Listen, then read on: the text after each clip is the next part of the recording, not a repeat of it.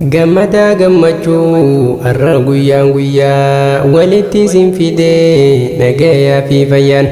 jaalalaan bareechaa jiruu teessan faayaa hopummaarra wajjin jiraachuutu wayya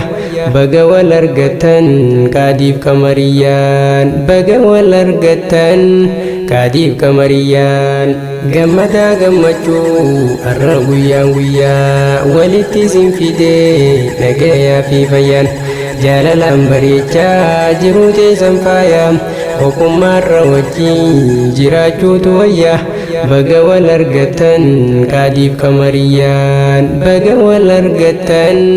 qaadiif kamariyyaan Rabbii qofaarsuuni dubbii too eegala kan nu hirmaachisee gammachuu jaalala filatee nuuf kennee diin islaam qajeela isa ilmaan namaa hundaaf ta'e fala islaamni hordofee seera diiniin bulaa osoo hin daganne ganamaaf galgala daawwitii diin isaa keessatti iflaala namni wal jaalatee wal fuudhumaan tola namni wal jaalatee wal fuudhumaan tolaa as booda kophumaan jettan nagayatti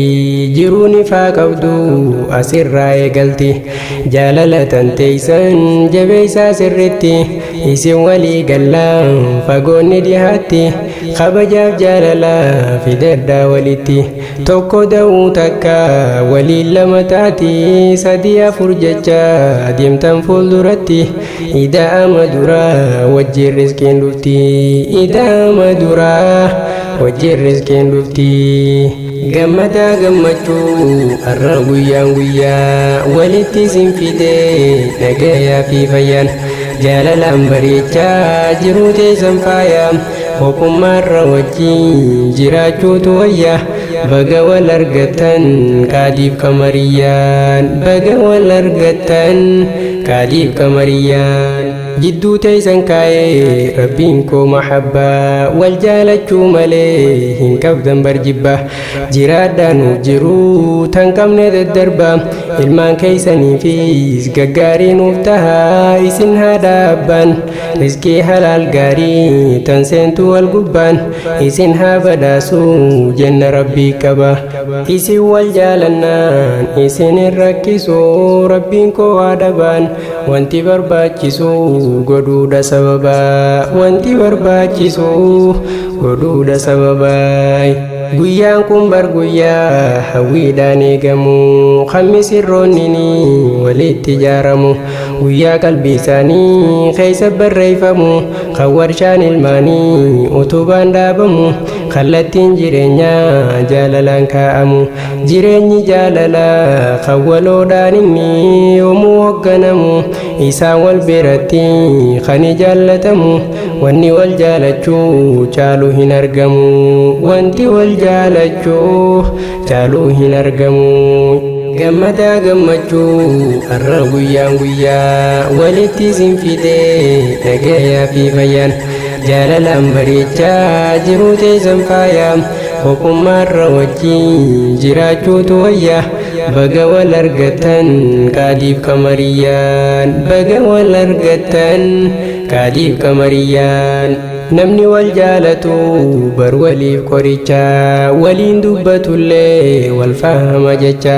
qaamaan lama tahuus qalbiinsaa tokkicha gamlachuutti yaadee waan gaarii gumacha dhihana jaalalaati walii yaabacha akkasiin jiraadhaa gammadaa taphacha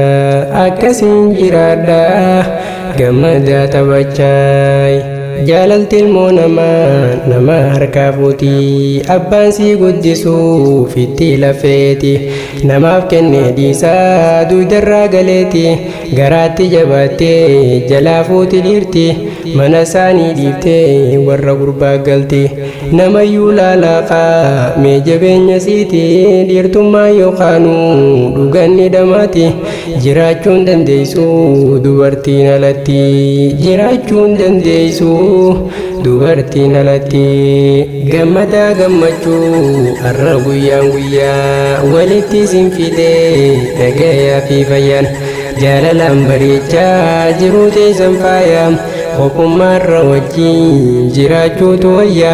baga wal argatan qaadiif qamariyaan baga wal argatan qaadiif qamariyaan aruustota qaalii kan wal fuutanarraa wal bahaa gammadaa tan jaalalaadharraa waliif isin qooduu rabbiin godhee jarraa jireenya kananii kan ta'e gararraa babbareeddanarraa akka lillii birraa jaalalaan ol seentan kunoo teeysan karraa jaalalaan ol seentan kunoo teeysan karraa maal waa dhaba qabaa namni wal harkate kan waliin dhabinii erga wal jaalate namni jaalatamuuf jaalachuus yoo taate kun salphaadha ture eenyutti ulfaate wal harkachuun garuu waan hedduu jabaate wal jaalachuu malee wal fuudhuun fagaate dhugoomsuu sodaate namayyuu rakkate walliisaa gariinis waleegee hifate walliisaa gariinis waleegee hifate gammadaa gammachuu har'a guyyaan guyyaa walitti isin fidee nagayaa fi fayyaan jaalalaan bareechaa jiruu teessan faayaa hokkummaarra wajjin jiraachuutu wayya baga wal argatan qaadiif qamariyaan baga wal argatan qaadiif qamariyaan aruustota keenya gammachuun jiraadha jaalalaan waan feetan rabbiirraa fudhadha tan argachuu feetan hundaa'uu wajjumaan rabbiirraa harkadha ilmaan gaggaariidha sooraatii ergadha umrii hojii khayrii qabdu nuuf jiraadha arkaana islaamaa shananuu guuttadha eebbasin eebbifne nurraa qeebaladha waan nurraa hafillee nuuf itti guuttadha waan nurraa hafillee nuuf itti guuttadha gammadaa gammachuu har'a guyyaan guyyaa walitti isin fidee nagayaa fi fayyaan jaalalaan bareechaa jiruu teessan faayaa hokkummaarra wajjin jiraachuutu wayya baga wal argatan qaadiif qamariyaan baga wal argatan qaadiif qamariyaan isin gammachiisuuf sappiraayis goote hadiyyaa ergite bariitti lafaate yoo dhagahuu baatte dhagay nama taate Aishaa dha'iisiin tan haajii amaanii maqaasii yoo beeyte keessummaa jabduudha imaltee as dhufte markaza ashaabul yamiin ja'amurraa kaateetii as dhufte baabaasii lammaffaa abuu mubaarakii sayyama gaafatte cidha keeysan kunoo gammachuu qooddatte gammachuu teeysaniis nashiidaan hirmaatte wanta barbaachisu hundanu dhaammatte jettiniin jaaladha an hunda isaanii ka lubbuu xiyyaatti